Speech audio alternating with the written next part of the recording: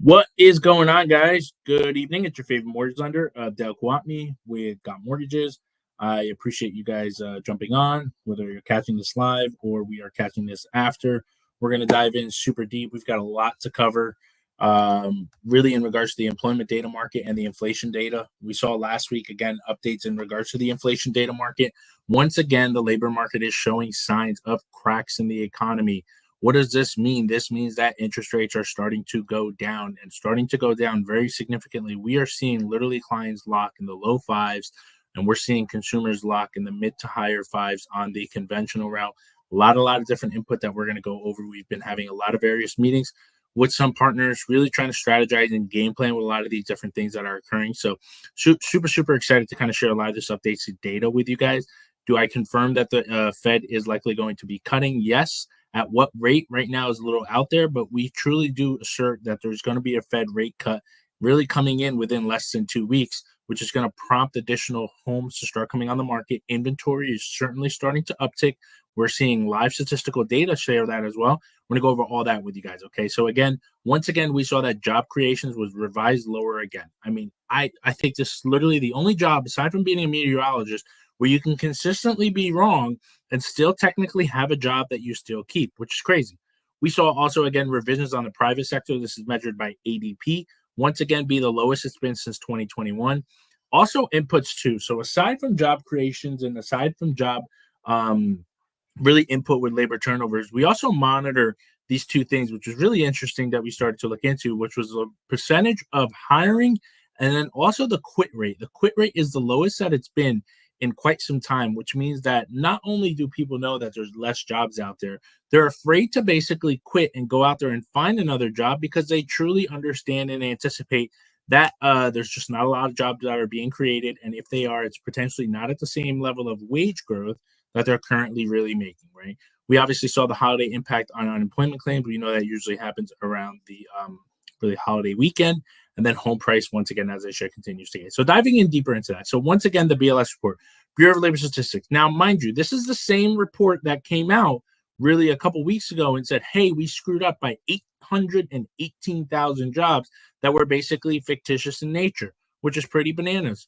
We saw, once again, revisions again from the prior month, okay, for June and July, shaving off 86,000 jobs. Once again, showing the BLS report doesn't necessarily, have, in my opinion, a lot of that consistent data that we really want to look for, right? We also saw, again, signs of that labor darkness where 365,000 jobs were revised this year alone. Okay. And you kind of see that, again, these lower numbers, right? When we talk about employment, these are the cracks that we need to see in order to truly assert that we'll see those Fed rate cuts. Again, we see cooler consumer inflation. This week is going to be the inflation data week, which we're going to get a lot of those updates in regards to that stuff. Now, ADP report, once again, ADP measures private payroll.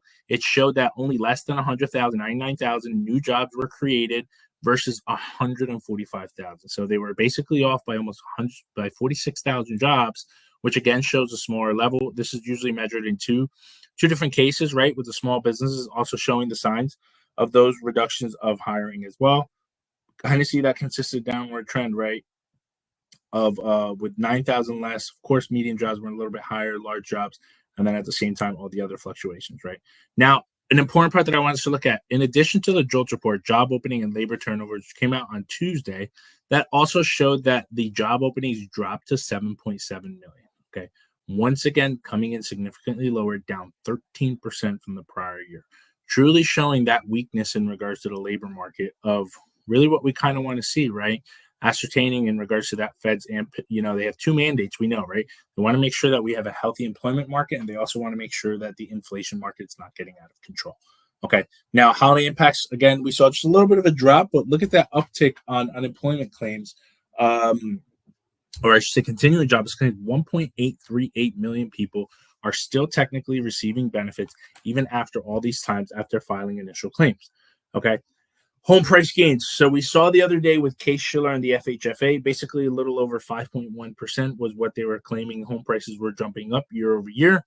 ICE came right after it, also known as Black Knight, and they came and they also showed that 4.1% uptick in regards to home prices. Okay. So Football's back.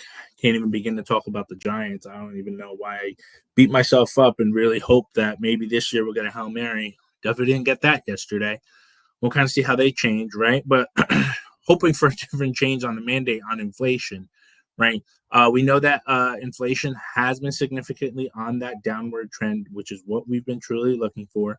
We have the CPI report, Consumer Price Index, coming out this week. That is going to show true signs in regards to the revisions on the report.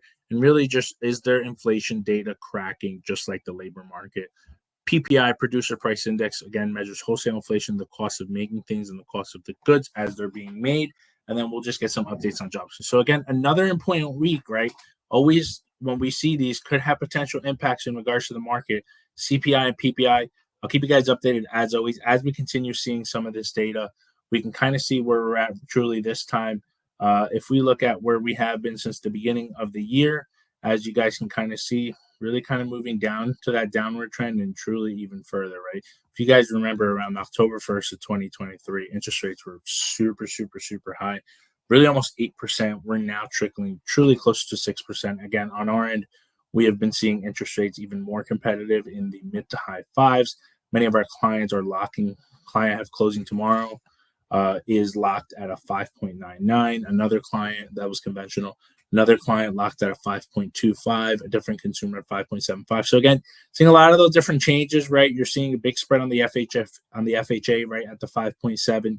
Really, many clients are usually, depending on their credit and depending on their debt to income, truly seeing a lot of those changes. But those are big, big, massive changes, guys, from 8% to 6%, a 2-point spread.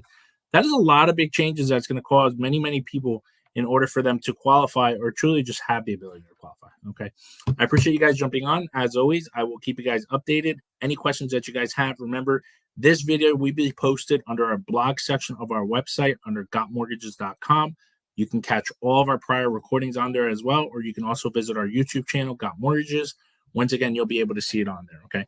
I appreciate you guys jumping on. As always, I'll keep you guys updated next week and keep an eye out for some of our short videos in regards to the week, and we'll take it from there. Have a blessed day.